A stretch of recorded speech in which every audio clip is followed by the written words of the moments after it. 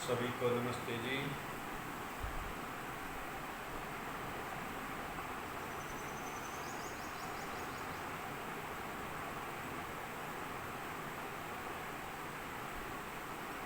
आइए तब तक अन्य लोग जुड़ते हैं, गीत प्रारंभ करते हैं। सुबह सुबह परमपिता परमात्मा का ध्यान कर ले एक गीत के बाद। सर्वप्रथम गायत्री मंत्र का उच्चारण करेंगे।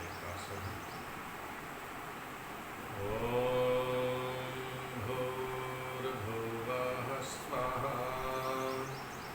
तत्सवितुर्वरेण्यं भर्गो देवस्य धीमहि धियो यो नः प्रचोदयात्।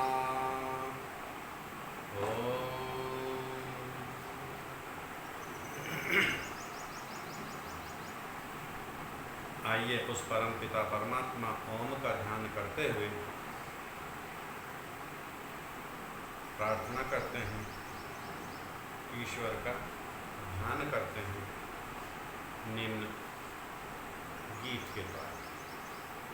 प्रथम दिवस भी इस गीत का हमने गायन किया, आज पुनः, और इसको तो हम प्रतिदिन भी गाते रहें तो भी अच्छा है। प्रातःकाल ईश्वर भक्ति का गीत। ओम सुख कंद से सच्चिदानंद से याचना है, श्रेय पथ पर चलूं कामना है। ओम सुख कंद से सच्चिदानंद से याचना है, श्रेय पथ पर चलूं कामना है। कृत कर्मों की जब याद आती, आँखें हैं अश्रुधारा बहाती। कृत कर्मों की जब याद आती, आँखें हैं अश्रुधारा बहाती। मन में संताप की घोर अनुताप की वेदना है, श्रेय पथ पर चलूं याचना है। ओम सुख कंद से सच्चिदानंद से याचना है, श्रेय पथ पर चलूं कामना है। पाया नर्तन ना प्रभु प्रार्थना की, पाया नर्तन ना प्रभु प्रार्थना की। कुछ भी ना ईश आराधना की, कुछ भी ना ईश आराधना की। मन में तृष्णा भरी काम मध लोभ की वासना है, श्रेय पथ पर चलूं याचना है। ओम सुख कंद से सच्चिदानंद से याचना है, श्रेय पथ पर चलूं कामना है। ले चलो सत्य पथ पर हे सर्व ज्ञाता, ले चलो सत्य पथ पर हे सर्व ज्ञाता। कुटिल अघ से बचूं सिर नवाता, कुटिल अघ से बचूं सिर नवाता। नाथ दो आत्मबल जिससे होवे सफल साधना है, श्रेय पथ पर चलूं कामना है। श्रेय पथ पर चलूं कामना है। ओम सुख कंद से सच्चिदानंद से याचना है, श्रेय पथ पर चलूं कामना है। श्रेय पथ पर चलूं कामना है। पथ पर चलूं कामना है। ओम।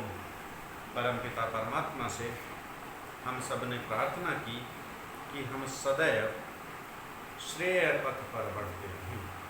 प्रेय मार्ग भी और श्रेय मार्ग भी, दो मार्ग हमारे जीवन के हैं। या तो हम श्रेय मार्ग पर चलते हैं या हम प्रेय मार्ग पर चलते हैं, दो ही मार्ग हमारे लिए हैं। और जो हमारा ये प्रेय मार्ग है, यह सांसारिक मार्ग है। हम सांसारिक व्यापार में, धनादि में, परिवार में, मित्रों में इस ओर बढ़ते हैं। श्रेय मार्ग हमें मुक्ति की ओर ले जाता है। जो हम सकाम कर्म करते हैं ये सब हमको प्रेय मार्ग की ओर ले जाता है, और जो हम निष्काम कर्म करते हैं यह हमें श्रेय मार्ग की ओर ले जाता है, मुक्ति मार्ग की ओर ले जाता है। हम सबका मनुष्य जीवन का जो लक्ष्य है, जो इस संध्या में हमने प्रथम मंत्र में गायत्री मंत्र तो चित्त की वृत्तियों को रोकने के लिए, शिखा बंधन के लिए आया। वास्तविक संध्या सन्नो देवी मंत्र से प्रारंभ होती, और प्रथम मंत्र में ही संध्या के लक्ष्य को बता दिया गया। और जो संध्या का लक्ष्य है वही हम सबके मनुष्य के जीवन का लक्ष्य है। अर्थात जो मुख्य लक्ष्य मनुष्य मात्र का है वह मुक्ति प्राप्त करना है, वह पीति प्राप्त करना है, वह पूर्णानंद प्राप्त करना है। गायत्री मंत्र से हम सब ने प्रार्थना की कि वह परमपिता परमात्मा हमारी बुद्धि को श्रेष्ठ मार्ग की ओर चलाए, और श्रेष्ठ मार्ग वेद का मार्ग है। इस वेद के मार्ग के अतिरिक्त जितने भी मार्ग हैं, जितने भी मत पंथ हैं, वो सब मिथ्या हैं, वो भरमाने वाले हैं, वो हम सबको इस लोक में उलझाने वाले हैं। इसलिए जहाँ तक संभव हो हम सबको अपनी बुद्धि, विवेक, तर्क के अनुसार वेद मार्ग का ही अनुसरण करना चाहिए। और वेद का मंत्र भी यही कहता है, संश्रुतेन गमे नहीं। हम अच्छी प्रकार सुने हुए, तो सुनते तो हम बहुत सारी चीज़ें हैं लोक में, संसार में, सुबह से शाम तक कितनी चीज़ें हम सुनते हैं, लेकिन वेद कहता है संश्रुतेन, जो अच्छी प्रकार सुना गया हो, जिसकी आज्ञा वेद देता है, भद्रम कर्णेभिः शृणुयाम देवा, इन कानों से हम भद्र भद्र सुने, और वह भद्र है वेद। और इस वेद को अच्छी प्रकार सुनकर, अच्छी प्रकार धारण करके उसी मार्ग पर हम बढ़े। माँ श्रुतेन विराधिषि, और कभी भी वेद की आज्ञा के विरुद्ध जितना भी हम सुनते हैं, कपोल कल्पनाओं के द्वारा जितनी कथाएं, किस्से, कहानियां हम सुनते हैं, उन मार्गों पर हम कभी ना बढ़े। वह पतन का मार्ग है, वह अविद्या का मार्ग है, वह दुख का मार्ग है, वह अज्ञानता का मार्ग है। इससे हम बचें। हम सुख चाहते हैं, हम आनंद चाहते हैं, हम ऐश्वर्य चाहते हैं, हम मुक्ति चाहते हैं, उन सब के मार्ग के लिए यह वेद का मार्ग है। और यह संध्या कहते हैं स्वर्ग का प्रथम सोपान है, अर्थात सुख की प्रथम सीढ़ी है। यदि हम संध्या की ओर बढ़े तो हमने पहला कदम रखा सुख की ओर। इससे हमारे जीवन में सुख बढ़ेगा, इससे हमारे जीवन में बुद्धि बढ़ेगी, इससे हमारे जीवन में विद्या बढ़ेगी, इससे हमारे जीवन में ईश्वर की समीपता बढ़ेगी। और ईश्वर ज्ञान स्वरूप है। जब हम ईश्वर के समीप पहुँचेंगे तो हमारा ज्ञान बढ़ेगा, बुद्धि बढ़ेगी, बल बढ़ेगा, ऐश्वर्य बढ़ेगा, सारी चीज़ें बढ़ेगी। तो जो लौकिक सुख हैं, जो सांसारिक सुख हैं, वह सब भी हमें ईश्वर से ही प्राप्त होने हैं। और जो मुक्ति सुख है वह भी ईश्वर से ही प्राप्त होना है। ईश्वर जब तक हमारा पथ प्रदर्शक, जब तक हमारा मार्गदर्शक नहीं होगा, तब तक हम इस ओर बढ़ नहीं पाएंगे। उस ईश्वर को हम सब ने सत्यार्थ प्रकाश के अध्ययन में जाना, और उसके नाम को भी जाना। उसका नाम ओम है, और उसी ओम के लिए वेद हमारा मार्गदर्शन करता है। वेद हमें आज्ञा देता है, ओम क्रतो स्मरः, क्रतो ओम स्मरः। ओम क्रतो स्मरः मंत्र है। अब इसका हम अन्वय करते हैं। क्रतो कहते हैं कार्य करने वाला। कार्य करने वाला कौन है? इस संसार में दो ही चेतन सत्ताएं हैं, या तो ईश्वर या जीव। और ईश्वर तो स्वयं आज्ञा दे ही रहा है, तो किसको आज्ञा दे रहा है? जीवों को आज्ञा दे रहा है, आत्मा को कह रहा है हम सब आत्माएं हैं, हमारा यह शरीर है, हम ही कार्य करने वाले हैं। क्रतो हम हुए, अर्थात हे कर्मशील जीव, तू ओम का स्मरण कर, तू ईश्वर का स्मरण कर, तू ईश्वर का चिंतन कर। और ईश्वर हमारा परम मित्र है, परम सखा है। वेद का मंत्र कहता है विष्णु कर्माणि पश्यता यतो व्रतानि पस्पशि इंद्रस्य युज्यः सखा।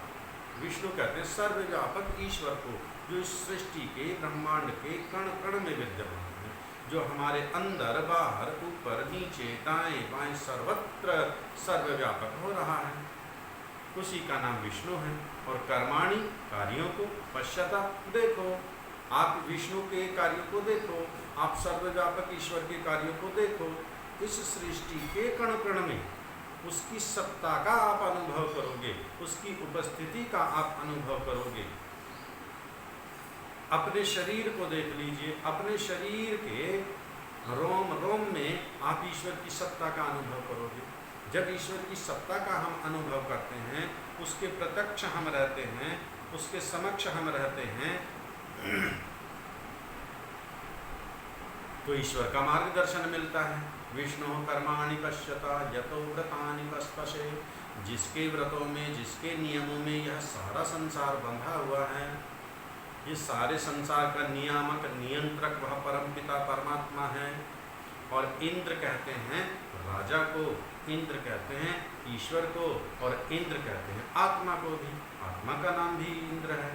इंद्रस्य मीन्स इंद्र का, रामस्य राम का। तो यहाँ पर इंद्रस्य युज्यः सखा, वह परम पिता परमात्मा इस आत्मा का सबसे निकटतम मित्र है। वह एक क्षण के लिए भी कभी इससे अलग नहीं हटता। जब वह अलग नहीं हटता और उसी की सारे ब्रह्मांड में सत्ता है, उसी से हमें मार्गदर्शन मिलना है, उसी से बल बुद्धि विद्या यश ऐश्वर्य सुख सारे उसी से मिलने हैं, तो हम उसी ईश्वर से जुड़े। यह संध्या हमें ईश्वर से जोड़ने का कार्य है। संध्या क्यों और कैसे, यही हमारा विषय है, इसी पर हम विचार कर रहे हैं। तो संध्या क्यों करें? जब ईश्वर की सत्ता का हमने अनुभव कर लिया, ईश्वर के बिना हमारा कोई कार्य सिद्ध नहीं हो सकता। उसकी शक्ति, उसके सामर्थ्य, उसकी सहायता, उसकी प्रेरणा से ही हम समस्त कार्य कर पाते हैं। तो आइए हम जुड़े ईश्वर से, हम करें संध्या प्रतिदिन। प्रारंभ से अब तक के जितने मंत्र हुए हैं उनको हम एक बार पुनः उनका मंत्र पाठ करेंगे गायत्री मंत्र से, क्योंकि ये प्रतिदिन जब मंत्र पाठ भी हम करते रहेंगे तो उससे हमारा मंत्रों का शुद्धिकरण भी होता है। तो आइए गायत्री मंत्र से आगमर्षण के मंत्रों तक उच्चारण करते हैं एक बार मंत्रों। आइए शब्दों पर ध्यान देते रहिएगा, मंत्र उच्चारण पर ध्यान देते रहिएगा, तो उससे आपका उच्चारण शुद्ध होता जाएगा। जब हम संध्या प्रारंभ करेंगे तो सर्वप्रथम अपना आसन व्यवस्थित कीजिए। कमर गर्दन सीधी, शरीर में किसी प्रकार का कोई खिंचाव, कोई तनाव ना हो। जैसे हम बहुत ज़्यादा टाइट होकर के ऐसे बैठेंगे तो थोड़ी देर बाद ही कमर दुखने लगता है। हाँ, कमर गर्दन सीधी रहे, लेकिन रिलैक्स, बिल्कुल आराम से बैठे, तनाव ना हो, खिंचाव हाथों में इस प्रकार का कहीं अकड़न ना हो, कमर में अकड़न ना हो, गर्दन में अकड़न ना हो। आंखें कोमलता से बंद, बहुत टाइट आंखें बंद नहीं करनी है, बस पलकों को झटका लेना है बहुत धीरे से। आसन जितना हमारा व्यवस्थित होगा, जितना सुदृढ़ होगा, उतनी देर तक हम बैठ पाएंगे। और जब दीर्घ काल तक हम बैठ पाएंगे तभी हमारा मन एकाग्र रहेगा। यदि बैठते समय दर्द हुआ हाथ में, पैर में, गर्दन में, पीठ में, कहीं भी ध्यान हमारा भंग होगा। तो आसन सर्वप्रथम हम व्यवस्थित करें, कमर गर्दन सीधी, हाथों को आप ये कटोरा बना करके घुटनों पर रख सकते हैं, या इस प्रकार करके आप यहाँ गोद में रख सकते हैं। ज्ञान मुद्रा ये है, इसको बना सकते हैं, लेकिन इसमें उंगली अंगूठा दुखने लगते हैं प्राय, तो इसलिए यह उचित नहीं माना जाता। ये कटोरा जो है द्रोण मुद्रा, घुटनों पर हाथ इस प्रकार रख करके व्यवस्थित हम बैठें और 3-3 न्यून से न्यून हम प्राणायाम करें। अंदर का जितना भी श्वास है उसको वेग से बलपूर्वक बाहर फेंक दें और श्वास को बाहर ही रोक देना है। आइए निर्देश पूर्वक 3-3 प्राणायाम हम करते हैं। श्वास को बाहर छोड़ दीजिए, बाहर ही रोक दें।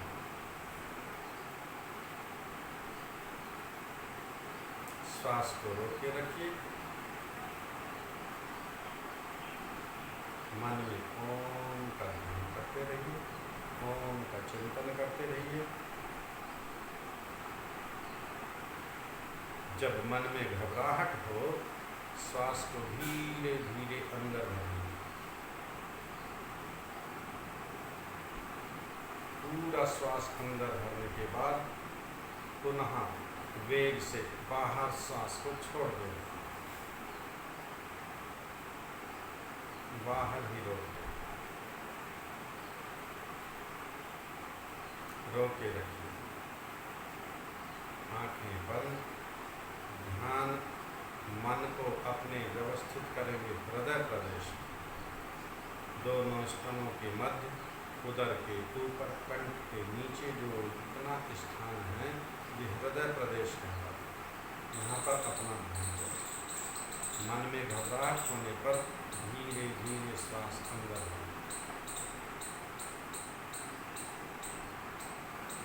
पूरा श्वास भर के पुनः बाहर छोड़ दें, बाहर ही श्वास को रोक के रखिए। ओम का ध्यान करते हैं। हे परमेश्वर, आपकी शक्ति, आपकी सहायता, आपकी प्रेरणा से ही मैं यह आशा, मैं यह उपासना, मैं यह संध्या करता हूँ। मेरी रक्षा घबराहट होने पर श्वास अंदर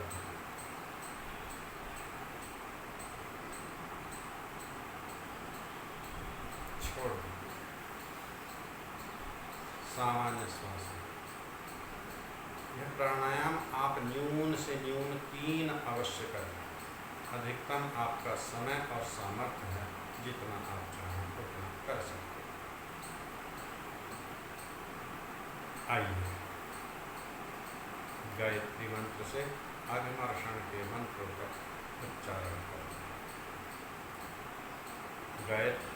जब हम संध्या प्रारंभ करते हैं अथवा वैदिक संध्या, इस प्रकार का उच्चारण भी कर सकते हैं। अथवा अथ ब्रह्म यज्ञ, ये ब्रह्म यज्ञ कहलाता है। आप ब्रह्म यज्ञ कर रहे हैं, संध्या ब्रह्म यज्ञ कहलाता है। इसलिए कोई भी एक उच्चारण आप कर सकते हैं मानसिक रूप से अपने मन में। और सामूहिक रूप से जब हम बैठते हैं तो एक व्यक्ति निर्देशक होता है, हम में से कोई भी एक निर्देशक हो सकता है, बाकी सब उसके निर्देशन में क्रिया करते हैं।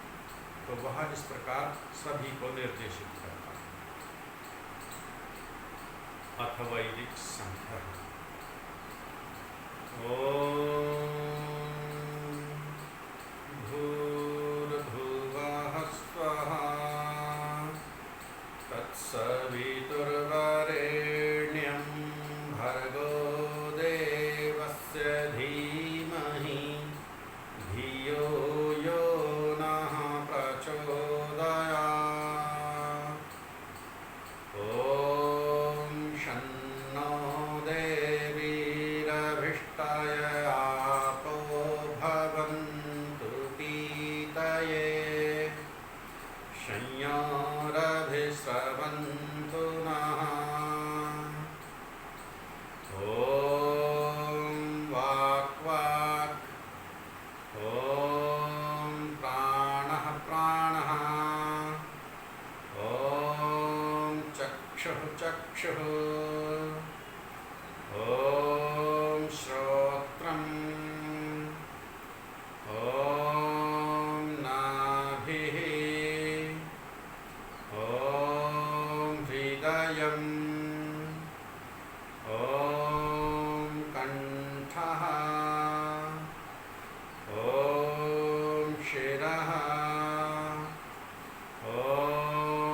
बाहुभ्यां यशोबलम् ॐ करतलकरपृष्ठे ॐ भूः पुनातु शिरसि ॐ भुवः पुनातु नेत्रयोः ॐ स्वः पुनातु कण्ठे ॐ महः पुनातु हृदये ॐ जनः पुनातु नाभ्याम् ॐ ततः पुनातु पादयोः ॐ सत्यं पुनातु पुनः शिरसि ॐ खं ब्रह्म पुनातु सर्वत्र ॐ भूः ॐ भुवः ॐ स्वः ॐ महः ॐ जनः ॐ तपः ॐ सत्यम् ॐ ऋतं च सत्यं चाभिधात्तपसोऽध्यजायत ततो रात्र्यजायत ततः समुद्रो वर्णवः समुद्रादणवादधि संवत्सरो अजायत अहोरात्राणि विदधद्विश्वस्य मिषतो वशि सूर्याचन्द्रमसौ धाता यथा पूर्वमकल्पयत् दिवं च पृथिवीं चान्तरिक्षमथो स्वः ॐ शन्नो देवीरभिष्टय आपो भवन्तु पीतये संयोरभिस्रवन्तु नः। इतना ये मंत्र पाठ हमने किया। इसी का अर्थ जानने का प्रयास करें। प्रथम गायत्री मंत्र में हमने ईश्वर से प्रार्थना की, हे परमपिता परमात्मा, हम आपके उस तेज को अपने हृदय में धारण करते हैं। कौन से तेज को? जो सर्वरक्षक ओम स्वरूप है, जो भूः स्वरूप है, जो सबको प्राण देने वाला है, जो सबके दुखों को दूर करने वाला है, जो सबको सुख प्रदान करने वाला है, जो इस संसार की रचना करने वाला है, जो मेरे अविद्यादि समस्त क्लेशों को भरगाह मीन्स नष्ट करने वाला, पूंजने वाला है। मैं आपके उस तेज स्वरूप को अपने हृदय में धारण कर रहा हूँ। आप कृपा करके मेरी बुद्धि को श्रेष्ठ मार्ग की ओर प्रेरित कीजिए, वेद मार्ग की ओर प्रेरित कीजिए। और इसके बाद हम शिखा बंधन करते हैं, शिखा बांध लेते हैं। यदि शिखा खुली हुई है तो फिर शिखा में हम गांठ लगा लेते हैं, बांध लेते हैं। इसके बाद आचमन मंत्र। आचमन दो शब्दों से बना है। आ सब ओर से, आसमन्तात, अर्थात सब प्रकार से। मन, वचन व शरीर तीन साधन है हमारे पास कार्य करने। शरीर से कार्य करते हैं, मन से कार्य करते हैं और वाणी से कार्य करते हैं। तीनों प्रकार से ही मैं प्रतिज्ञा करता हूँ। चमन में से संकल्प लेना, प्रतिज्ञा करना, व्रत लेना कि मैं मानसिक कर्म जो भी करूँगा वह अपने लक्ष्य की ओर बढ़ने वाला मैं कार्य करूँगा। या तो उससे मुझे सांसारिक सुख मिलता हो या मुक्ति सुख मिलता हो। मन में भी ऐसा कोई विचार ना लाऊं जिससे मुझे किसी प्रकार का दुख देखना पड़े, हानि हो, अपयश मिले, ऐसा कोई मानसिक कर्म ना करूं। वाणी से ऐसा कोई कर्म ना करूं जिससे मेरी बुद्धि, विद्या, बल, यश सब घटते जाएं। जिनसे बुद्धि विद्या बल यश बढ़ता जाए, ऐसा मैं वाणी से कार्य करूं, शरीर से भी मैं ऐसा ही कार्य करूंगा। ये मेरी प्रतिज्ञा है, ये मैंने संकल्प लिया है। जल लेते हैं हाथ में, 3 बार जल पीते हैं इस मंत्र के पश्चात शनि देवी। तो ये है हमारा संकल्प, यह है हमारी प्रतिज्ञा, यह है हमारा लक्ष्य निर्धारण कि हमें करना क्या है। जीवन मिला है, शरीर मिला है, अब करना क्या है? तो संसार के समस्त ऐश्वर्यों को प्राप्त करना है, यह लक्ष्य हमने निर्धारित कर लिया। अब इस लक्ष्य की प्राप्ति किस प्रकार हो, किस प्रकार इस लक्ष्य को हम प्राप्त करें, उसके पास, उसके लिए हमारे पास क्या संसाधन, उसका साधन यह शरीर मिला। अब शरीर का निरीक्षण परीक्षण तो कर लें कि यह शरीर कैसा है। तब हमने पुनः बाएं हाथ में जल लेकर के सीधे हाथ की मध्यमा और अनामिका ये उंगलियों से अंग स्पर्श करते हैं। पहले दाईं ओर फिर बाईं ओर, प्रत्येक शरीर के अंगों पर हमने स्पर्श किया। इससे हमारे शरीर में बल व ओज की हम ईश्वर से प्रार्थना की और हमने निरीक्षण भी कर लिया। वाणी में कोई दोष तो नहीं, आँखों में कोई दोष तो नहीं, नासिका में विकार तो नहीं, कानों में विकार तो नहीं। बाहुभ्याम यशोबलम, बाहुओं में बल चाहिए, यश दिलाने वाला, अपयश दिलाने वाला ना। और एक मंत्र आता है करतल कर पृष्ठे, करतल ये भाग होता है हमारा, ये भाग करतल कहलाता है और ये भाग कर पृष्ठ, इसको कहते हैं कर पृष्ठ, ये करतल। जब जल लेते हैं हाथ में, इस प्रकार दूसरा हाथ ऊपर रख लेते हैं, दोनों हाथ सीधे किए और इस जल को इस प्रकार ऊपर खींचते हुए इधर ले आते हैं, इसके पृष्ठ भाग में जल ये आ गया, कर तल कर पृष्ठ, ये पृष्ठ भाग हो गया इसका। अब ऋषि हैं, बड़े बड़े छोटे छोटे मंत्रों से बहुत बड़ी हमें विद्या देते हैं, बहुत बड़ी शिक्षा देते हैं। देखिए करतल कर पृष्ठे का क्या भाव, करतल कर पृष्ठे का भाव है मेरा करतल भी और मेरा कर पृष्ठ भी दोनों मजबूत रहे। अब क्या मजबूती है इसमें, इसका एक संकेत ऋषि कर रहे हैं। जब आपसे किसी से कोई वस्तु लेनी है, कुछ मांगना है, तो क्या करते हैं, दूसरे से जब वस्तु लेते हैं तो आप उसके सामने हाथ फैलाते हैं, मुझे भी दीजिए, ये चीज़ दीजिए, ये चीज़ दीजिए, याचना करते हैं। तब आपके हाथ इस प्रकार फैल रहे हैं, अर्थात यहाँ पर अब करतल दिखाई दे रहा है, ये करतल है, लेते समय करतल दिखाई देता है। हम हर समय करतल को ही ना देखते रहें, अर्थात केवल मांगते ही मांगते ना रहें, लेते ही लेते ना रहें, देने का भी कार्य करें। जब देने का आप कार्य करोगे किसी को, तो ये कर पृष्ठ दिखाई देगा। जब लीजिए आप भी लीजिए, आप भी लीजिए, आप भी लीजिए, जब मांगेंगे तो कर तल दिखाई देगा, लाइए मुझे दीजिए, मुझे दीजिए, और आप भी लीजिए। देते समय कर पृष्ठ दिखाई देता है। देखिए कितना गूढ़ अर्थ निकला है। अर्थात हमें इस संसार से जितने साधन संसाधन, बल बुद्धि विद्या धन यश, जो कुछ भी लेना है, क्या केवल लेना ही लेना है, देने वाला भी बनना पड़ेगा। देने वाले को देव कहते हैं, देव बनना पड़ेगा, और देव को ही ईश्वर का साक्षात्कार होता है। ये संध्या के अगले मंत्रों में आएगा। सामान्य मनुष्य को ईश्वर का साक्षात्कार नहीं होता। ईश्वर के विषय में जब चर्चा परिचर्चा हम करते हैं, परस्पर कुतर्क करते हैं, अनावश्यक वाद विवाद करते हैं, बहुत से लोग प्रश्न करते हैं, आपने देखा है ईश्वर को? किसी ने देखा है क्या ईश्वर को? नहीं देखा, किसी ने भी नहीं देखा। अर्थात मैंने नहीं देखा तो क्या किसी ने भी नहीं देखा? मैं तो मनुष्य हूँ, और मनुष्य भी अज्ञानी, जानवान भी नहीं बना, अभी बुद्धि भी प्राप्त नहीं की, विद्या प्राप्त नहीं की, सामान्य मनुष्य हूँ। और मनुष्य से ऊपर उठ करके जब हम देव बनेंगे तब ईश्वर के दर्शन होंगे। अभी तो ठीक ठीक मनुष्य भी नहीं बने, इसलिए ईश्वर ने हमको आज्ञा दी, आदेश दिया, मनुर्भव, मनुष्य बनो।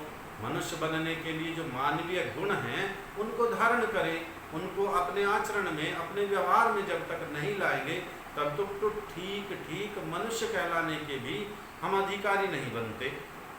और जब मनुष्य बन जाएंगे फिर मनुष्य से ऊपर हम उठेंगे, फिर राग द्वेष ईर्षा छल कपट मोह लोभ इन सबको हम छोड़ देंगे, तब इनसे हम ऊपर बढ़ेंगे।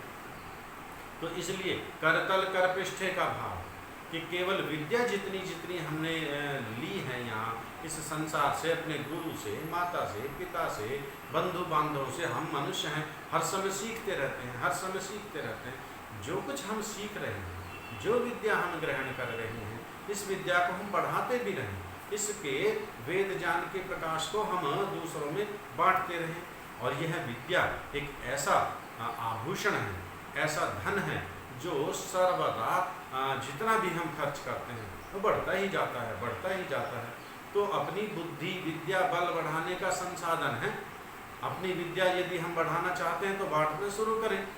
जितना ज़्यादा हम इस विद्या को बांटते रहेंगे हमारी विद्या बढ़ती रहेगी। तो केवल कर तल ही नहीं, कर पृष्ठ भी हमारा बढ़ता रहेगा। अर्थात हम लेते भी रहें और देते भी रहें, लेते भी रहें और देते भी रहें। इसके आगे पुनः मार्जन मंत्र। अब इन सभी अंग प्रत्यंगों का हमने निरीक्षण परीक्षण जब कर लिया, किसी प्रकार का कोई दोष रोग नहीं है, सब स्वस्थ दृढ़ बलवान है। अब कहीं अहंकार भाव तो नहीं उपज गया कि मेरा शरीर स्वस्थ, मेरी इंद्रियां स्वस्थ, मेरी इंद्रियों पर पूर्ण नियंत्रण, कोई रोग दोष नहीं, मेरे जैसी आंखें किसी की नहीं, मेरे जैसी वाणी किसी की नहीं। इस प्रकार का अहंकार तो नहीं आ गया। इस अहंकार को समाप्त करने के लिए पुनः मार्जन, फिर से झाड़ू पोछा लगा दो, फिर से सफाई करो इसकी। अगर अहंकार का एक कण भी कहीं दिखाई दे, लेश मात्र भी कहीं दिखाई दे, उसे भी साफ कर दो, उसका भी मार्जन कर दो। इसलिए पुनः फिर अंगों पर हम छींटे लगाते हैं, जल से पवित्रीकरण करते हैं। इसके बाद आचमन मंत्र जो महाव्याहृतियों के साथ में दिया हुआ है। ओम ईश्वर का निज नाम है, सर्वोत्तम नाम है, और इसके साथ में जो महाव्याहृति कहते हैं, जिनके विशेष अर्थ होते हैं, उनको महाव्याहृति कहा जाता है, वो प्राणायाम। इसके बाद आते हैं अघमर्षण मंत्र। 2 मंत्रों का कल हमने अवलोकन किया। पुनः उन मंत्रों पर हम विचार करते हैं। ऋतंच सत्यं चाभिधात तपसो ध्यजायत। ऋत और सत्य के द्वारा जो वेद ज्ञान है ईश्वर का, जो स्वाभाविक ज्ञान है ईश्वर का अपना जितना भी ज्ञान है वो सब स्वाभाविक ज्ञान है।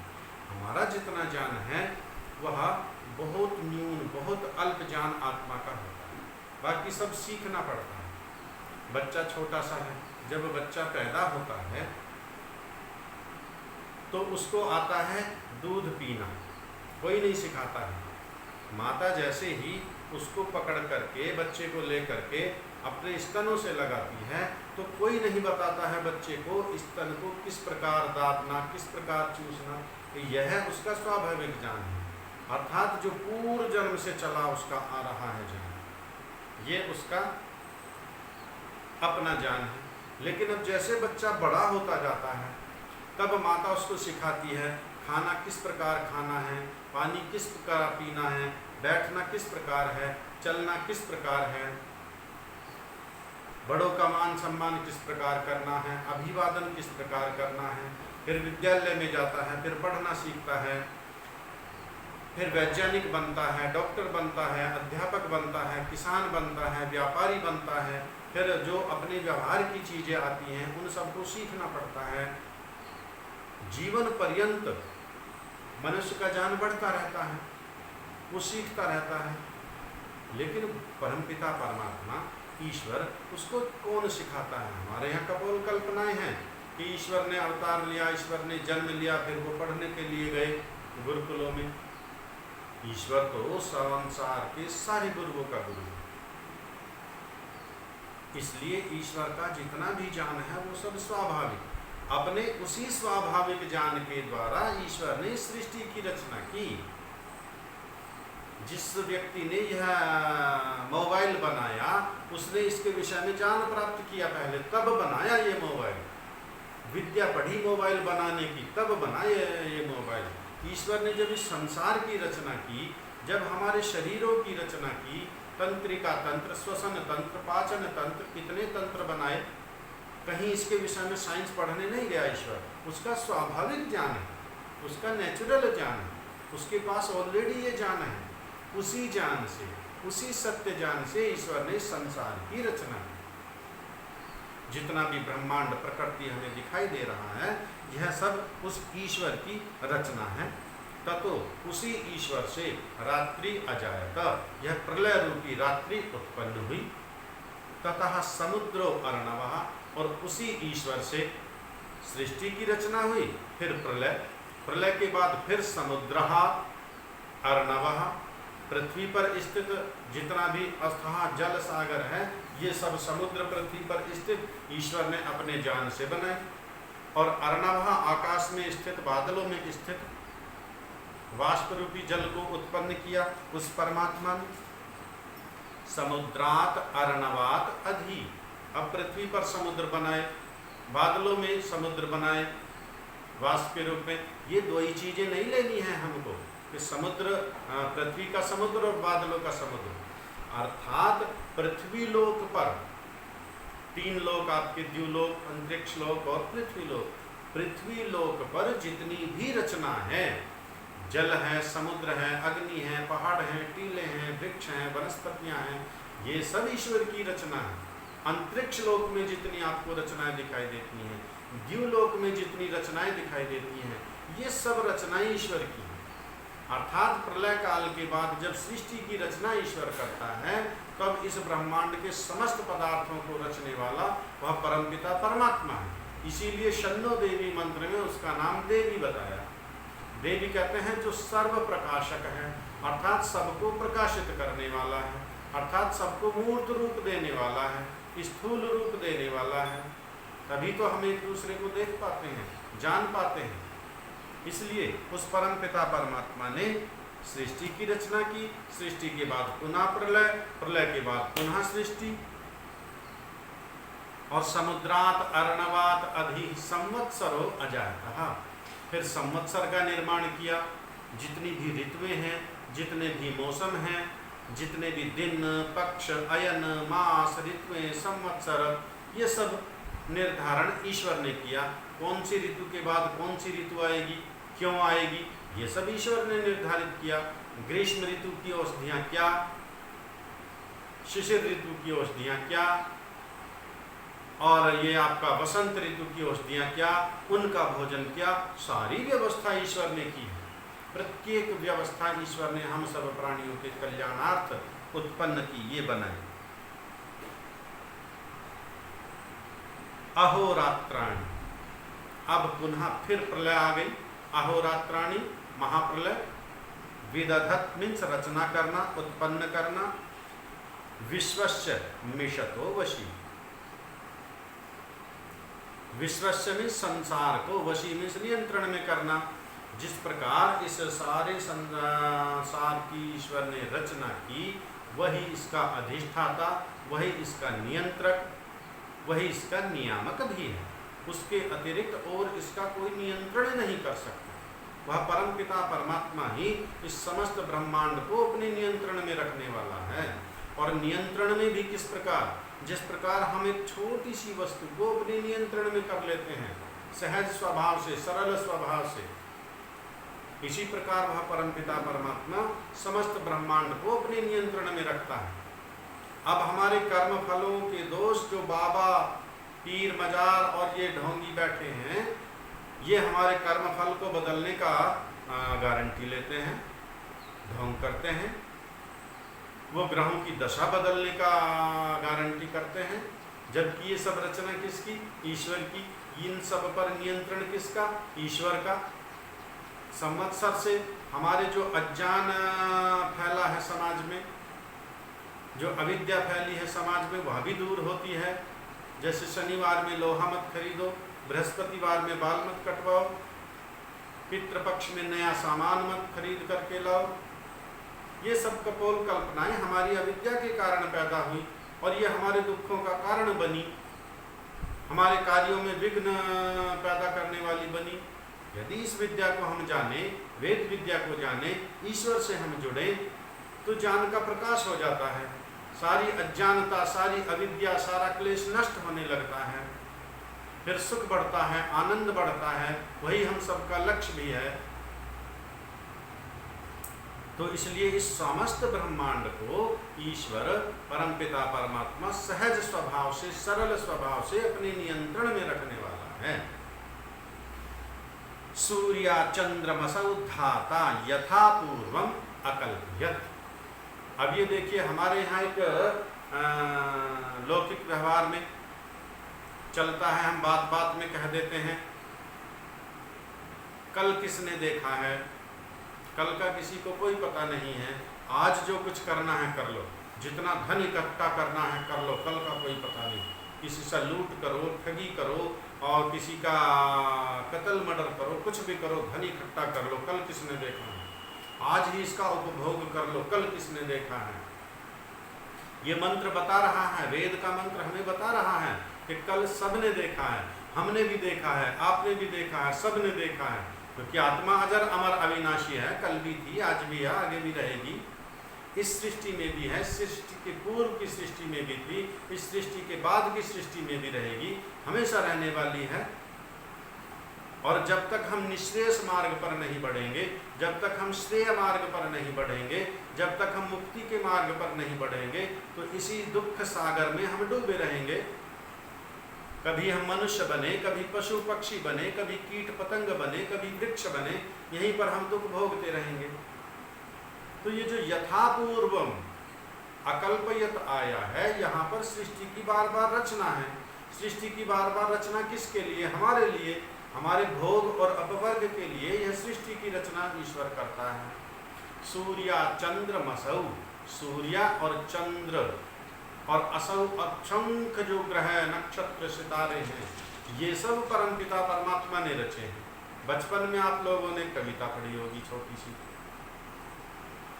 जिसने सूरज चांद बनाया, जिसने तारों को चमकाया, जिसने चिड़ियों को चहकाया, जिसने फूलों को महकाया, जिसने सारा जगत बनाया, उस ईश्वर के गुण गाएं, उसे प्रेम से शीश झुकाएं। अर्थात यह सारे ब्रह्मांड की रचना परमपिता परमात्मा ने की। यह वेद का मंत्र हमें बचपन में पढ़ाया गया, किंतु हम भूल गए, इसका महत्व नहीं बताया गया, केवल कविता रटाई गई। कविता का रटवा करके उसका महत्व समझा देते, वह हमारे आचरण में आ जाता, वह आचरण में नहीं आ पाया, केवल शब्द मात्र रह गया, रटा और भूल गए। केवल परीक्षा पास करने के लिए वो चीज़ हमने याद की, परीक्षा में लिख दिया, पास हो गए, आगे बढ़ गए, उसके महत्व को भूल गए। यह तो वेद का मंत्र है। आज हम जानते हैं, जो बचपन में हमने कविता पढ़ी वह तो वेद का मंत्र है।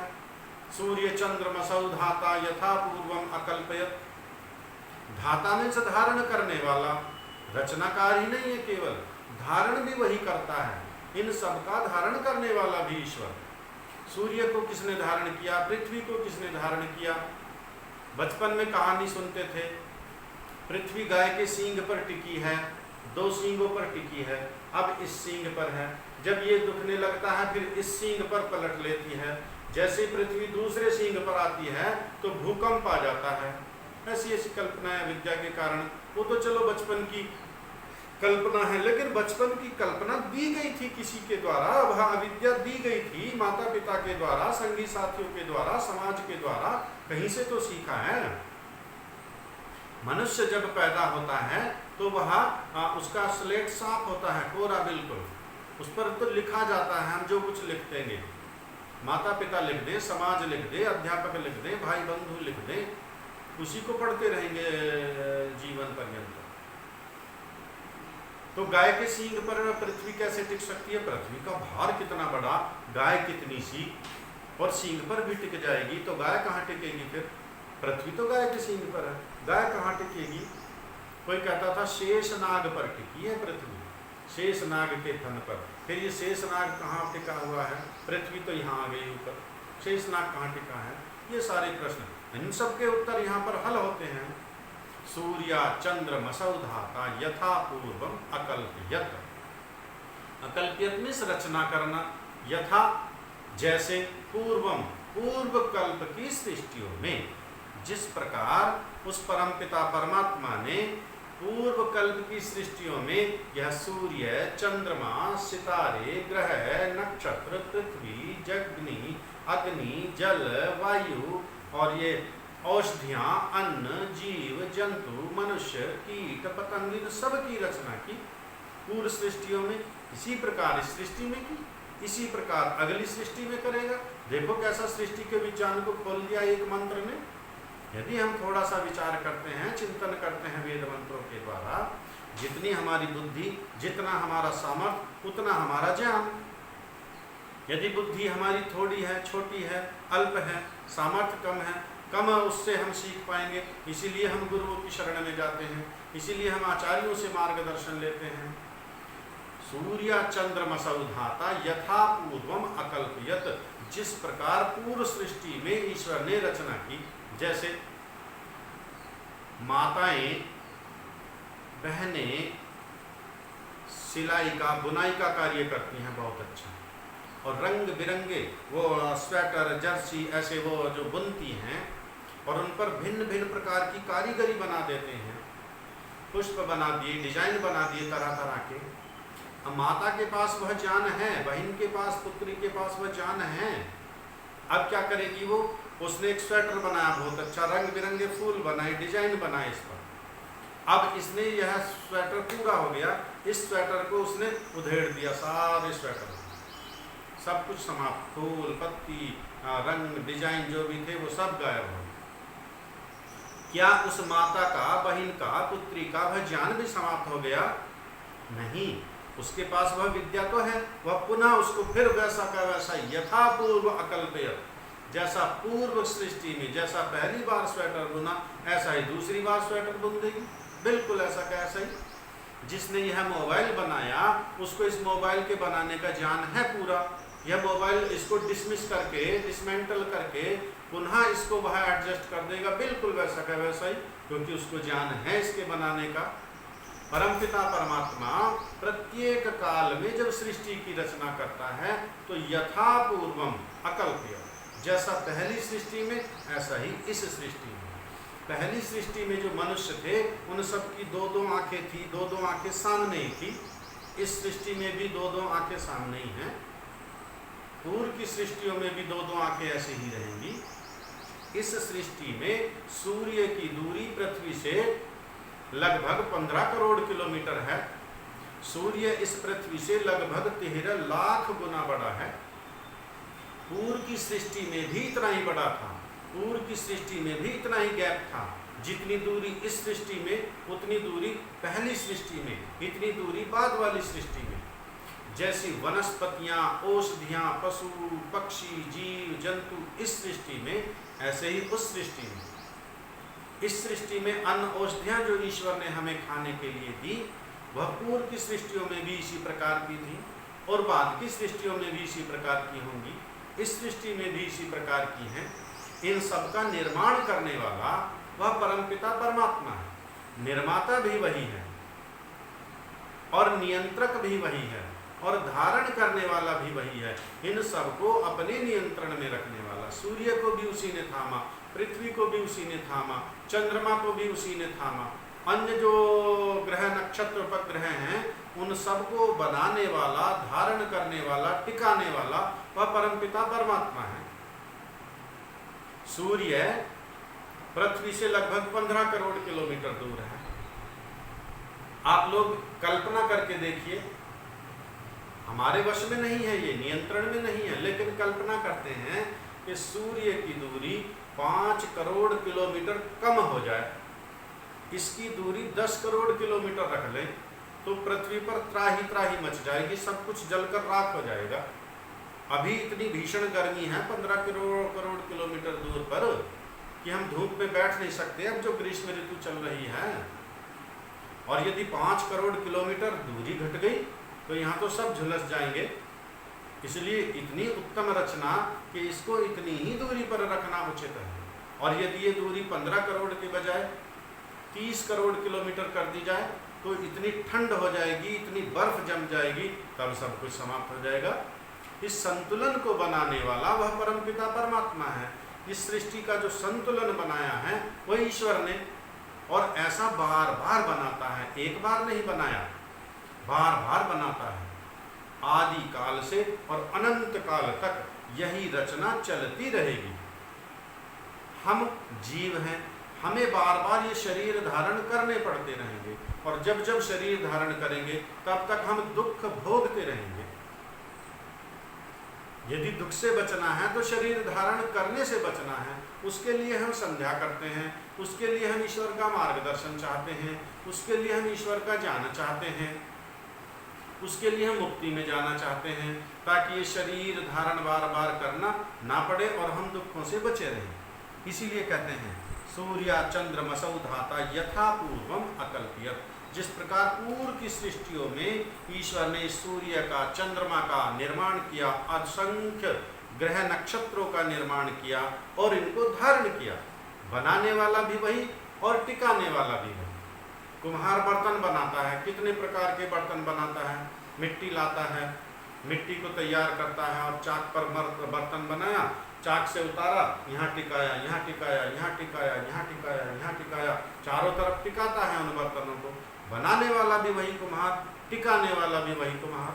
वह परमपिता परमात्मा सृष्टि की प्रत्येक वस्तु को बनाने वाला भी और टिकाने वाला भी और धारण करने वाला भी। यहाँ तो धारण करने वाली पृथ्वी है, कुम्हार ने बना दिया और टिका दिया, लेकिन टिकाया कहाँ? पृथ्वी पर। लेकिन ईश्वर बनाने वाला भी, टिकाने वाला भी, धारण करने वाला भी, सारा सामर्थ्य उस परमपिता परमात्मा का ही है।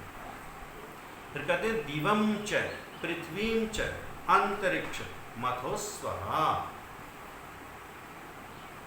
दिवम द्युलोक, च और, पृथ्वीं च और इस पृथ्वी पर, और अंतरिक्षम और अंतरिक्ष में, स्वहा और जो असंख्य लोक लोकांतर है, अभी तो हमें दिखाई भी नहीं दे रहे हैं। कितनी आकाश गंगा इस ब्रह्मांड में हैं। एक एक आकाश गंगा में कितने कितने सूर्य हैं, कितनी कितनी पृथ्वियां हैं। इन सब की रचना करने वाला, इन सब को धारण करने वाला, इन सब को बनाने वाला वह परमपिता परमात्मा ही है। उसी के सामर्थ्य से ये सारी सृष्टि चलती है, उसी के सामर्थ्य से यह सारा ब्रह्मांड चलता है। ये अगमर्षण के मंत्र हुए 3। अच्छा, आपने एक विशेष ध्यान दिया क्या? 3 मंत्र हैं अगमर्षण के, कहीं पाप का निवारण आया क्या? मंत्रों का नाम दिया अगमर्षण मंत्र, और इन तीनों मंत्रों में ईश्वर की शक्ति, उसके कार्यों का प्रदर्शन है। पाप निवारण तो कहीं नहीं हुआ। ईश्वर ने अपने ज्ञान के द्वारा सृष्टि की रचना की, फिर प्रलय की, फिर रचना की, फिर प्रलय की, फिर रचना की। जिस प्रकार पूर्व कल्पों में रचना की, उसी प्रकार इस कल्प में रचना की। जिस प्रकार पृथ्वी लोक के जितने पदार्थ हैं वो सब ईश्वर के बनाए हुए, अंतरिक्ष में जितने पदार्थ हैं, लोक लोकांतर हैं, वो ईश्वर के बनाए हुए, द्युलोक में जितने पदार्थ हैं वो सब बनाए हुए ईश्वर के। इन सबको बनाने वाला, धारण करने वाला ईश्वर है। तो उसकी शक्ति, उसका ज्ञान, उसकी बुद्धि का यहाँ पर हमने अवलोकन किया। पाप निवारण कहाँ हुआ? अब इस पर हमें विचार करेंगे। पूरी संध्या, पूरे वेद के मंत्र पाप निवारक ही हैं, लेकिन इन 3 विशेष मंत्रों का नाम ही यहाँ पर अगमर्षण दिया। वो इसलिए, हमारा शरीर किसने बनाया? ईश्वर ने। क्या सदा के लिए दिया? ना, 100 वर्षों के लिए सामान्य परिस्थितियों में दिया, विशेष परिस्थितियों में 400 वर्ष तक की आयु है। लेकिन 400 से ज़्यादा किसी भी परिस्थिति में यह शरीर नहीं चलने वाला। यह शरीर क्या हमेशा मेरे साथ रहेगा? मेरा रंग, रूप, आकार, प्रकार, आँख, नाक बहुत सुंदर है भाई, इसके जैसा सुंदर तो कोई भी नहीं है। क्या यह सुंदरता हमेशा रहने वाली है? जो धन संपत्ति प्राप्त की, क्या यह हमेशा रहने वाली है? जितना यश, ऐश्वर्य, बुद्धि, विद्या प्राप्त कर ली, क्या यह हमेशा रहने वाली है? क्या यह मेरी है वास्तव में? ना। इस संसार के जितने पदार्थ हैं वो तो सब ईश्वर के बनाए हुए, ईश्वर के टिकाए हुए, ईश्वर के धारण किए हुए।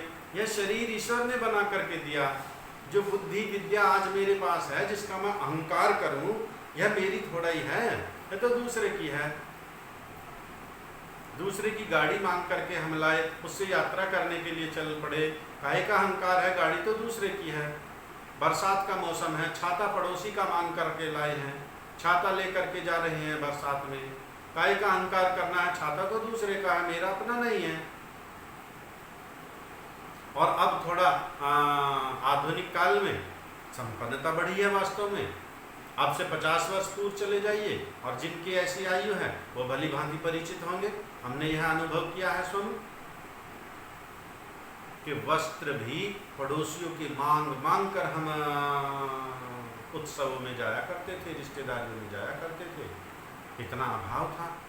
अब उसका कोई गर्व करने लगे, देखो मेरी शर्ट कितनी सुंदर, देखो मेरा कोट कितना सुंदर, मेरा कहाँ है, तो पड़ोसी का मांग करके लाया हूँ, मुझे काहे का अहंकार है। फिर तब अहंकार भाव नहीं होता। जब ये हम यहाँ से स्वस्थ की भावना को समाप्त कर देते हैं, अहंकार स्वतः समाप्त हो जाएगा। और यहाँ पर हमने ईश्वर की शक्ति, ईश्वर की गुण, ईश्वर के रचे पदार्थों का अवलोकन कर लिया। फिर मेरा क्या है, मेरा तो कुछ भी नहीं है। एक कहावत आपने सुनी होगी, कहते हैं अब आया ऊंट पहाड़ के नीचे। ये कहावत है, गाँव में चलती है। ऊंट को अपने साइज, अपने आकार, अपनी हाइट, अपने शरीर पर बड़ा गर्व। एक रोज ऊंट एक पहाड़ के नीचे से गुजरा। जब पहाड़ के नीचे से गुजरा तो ऊंट ने जैसे ऊपर मुंह उठा करके देखा तो पहाड़ की चोटी नजर नहीं आई। अरे ये तो बहुत ऊंचा है पहाड़, कितना ऊंचा है, मेरे से तो ये बहुत ज़्यादा ऊंचा, मैं तो कहीं भी नहीं इस पहाड़ के आगे।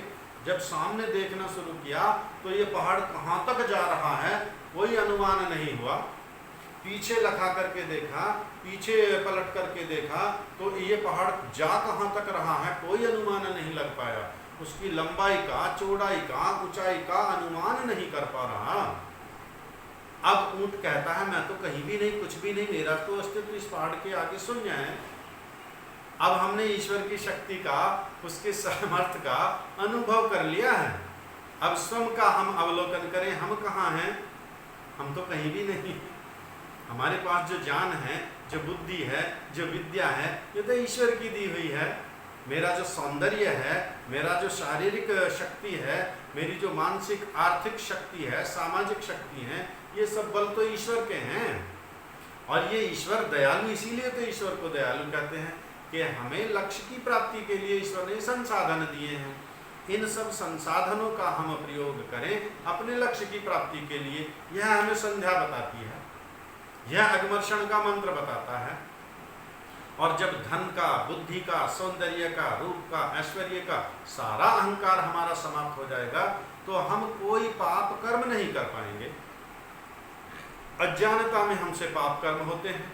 मेरे पास बहुत धन है, मेरे पास बहुत बल है, मेरे पास बहुत रूप है, इसका अहंकार, रूप का अहंकार, बल का अहंकार, बुद्धि का अहंकार, यश का अहंकार, पद प्रतिष्ठा का अहंकार, ये तो सब ईश्वर प्रदत्त हैं और ये लक्ष्य की प्राप्ति के साधन हैं। इन साधनों को ही हम साध्य मान लें, ये हमारी मूर्खता, ये हमारी अज्ञानता, ये हमारी अल्पज्यता। साध्य तो ईश्वर है, साधक हम आत्मा, और ये संसाधन, ये सब साधन है हमारे साध्य को साधने के, लक्ष्य तक पहुंचने के लिए। ये हमें संध्या बताती है।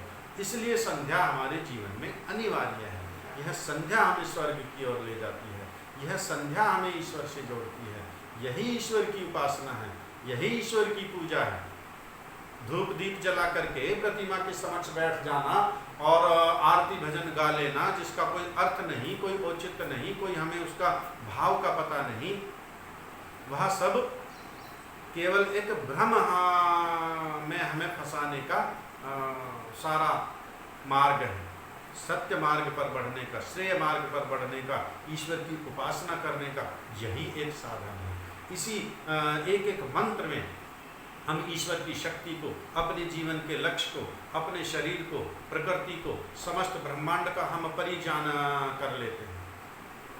तो आइए हम प्रतिज्ञा लें कि हम प्रातः साय नित्य भोजन चाहे मिले या ना मिले, लेकिन संध्या हम अपने जीवन में अवश्य करेंगे। यदि हमने यह संध्या छोड़ दी तो समझो हमारा पतन निश्चित है, और ये निश्चित हुआ है। हजारों वर्षों की जो परतंत्रता, दासता, अविद्या का काल हमने देखा, उसमें हमारी संध्या छूटी। वरना तो हमारे सभी पूर्वज संध्या क्या करते थे, और आज भी जितने व्यक्ति संध्या करते हैं, यदि अर्थ सहित चिंतन पूर्वक संध्या नहीं करते तो भी उन्नति नहीं हो सकती। मंत्र पाठ मात्र से उन्नति नहीं हो सकती। ऋषि पतंजलि कहते हैं जैसा जैसा जप करो वैसी वैसी भावना। अब हमने जप किया ओम भेतं च सत्यं च भेद्धा तपसोऽध्यजायत,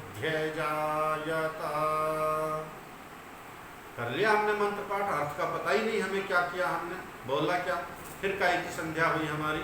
संध्या तभी सार्थक होगी जब एक एक शब्द का अर्थ हम जान जाएंगे। हाँ, प्रारंभिक काल में थोड़ा सा परेशानी आपको हो सकती है, लेकिन जब संध्या के एक एक शब्द का अर्थ आप जान जाओगे, फिर तो आप मंत्र पाठ करते जाएंगे तो स्वयं उसका अर्थ गूंजता चला जाएगा। जैसे आपने सुना, आपके मित्र ने कहा I am going to Delhi, तो आपको अनुवाद करने की आवश्यकता नहीं है, तुरंत आपके मस्तिष्क में हो गया कि वो दिल्ली जा रहा है, वो कह रहा है कि मैं दिल्ली जा रहा हूँ। I don't like to eat bananas, मुझे केले खाने पसंद नहीं है। उसने ऐसा वाक्य बोल दिया तो आपको तुरंत समझ में आ गया कि इसका अर्थ ये है। जब आप संध्या के मंत्रों से परिचित हो जाएंगे भली भांति, फिर आपको संस्कृत बोलो फिर हिंदी बोलो, संस्कृत बोलो फिर हिंदी बोलो, ऐसी व्यवस्था नहीं करनी पड़ी। फिर तो आप संस्कृत बोलिए, धारा प्रवाह, जिस प्रकार आज इंग्लिश बोलते हैं बच्चे, ऐसा ही हमारे पूर्वज संस्कृत बोलते थे। हम भी सीख सकते हैं, हम भी बोल सकते हैं। तो आप सब ये प्रतिज्ञा लें कि हम प्रातः सायं संध्या अवश्य करेंगे, एक एक मंत्र का शुद्ध उच्चारण और अर्थ। आइए, किसी का कोई प्रश्न है तो आप पूछ सकते हैं, फिर मंत्र पाठ करते हैं, समापन की ओर चलते हैं। नमस्ते जी।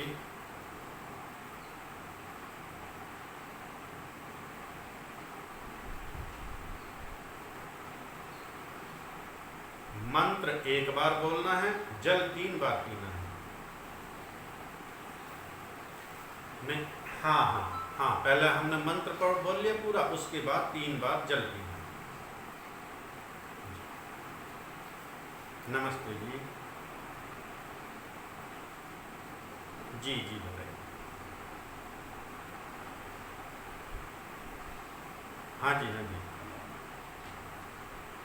हाँ, नमस्ते जी।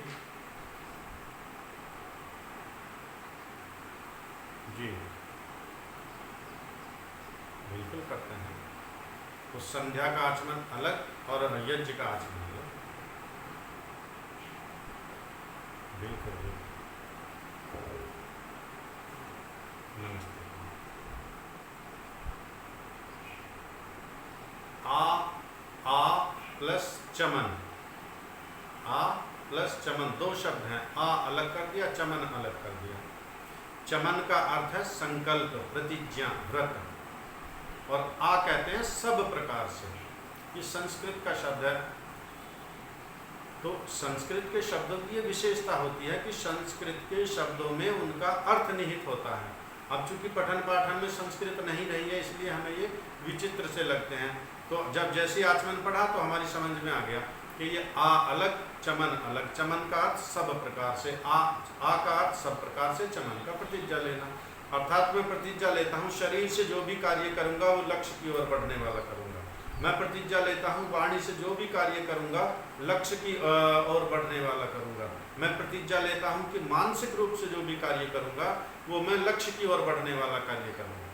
तो सब प्रकार से का मतलब मन, वचन और शरीर से। मैं प्रतिज्ञा लेता हूँ मन और वचन शरीर से जो भी कार्य करूँगा वो मुक्ति प्राप्ति के लिए, ईश्वर प्राप्ति के लिए, ऐश्वर्य प्राप्ति के लिए कार्य करूँगा। आइए मंत्र पाठ करते हैं।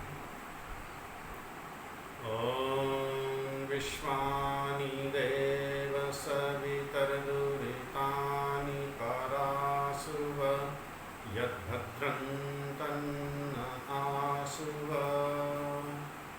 ओम शांति शांति शांति। सभी को नमस्ते। नमस्ते जी।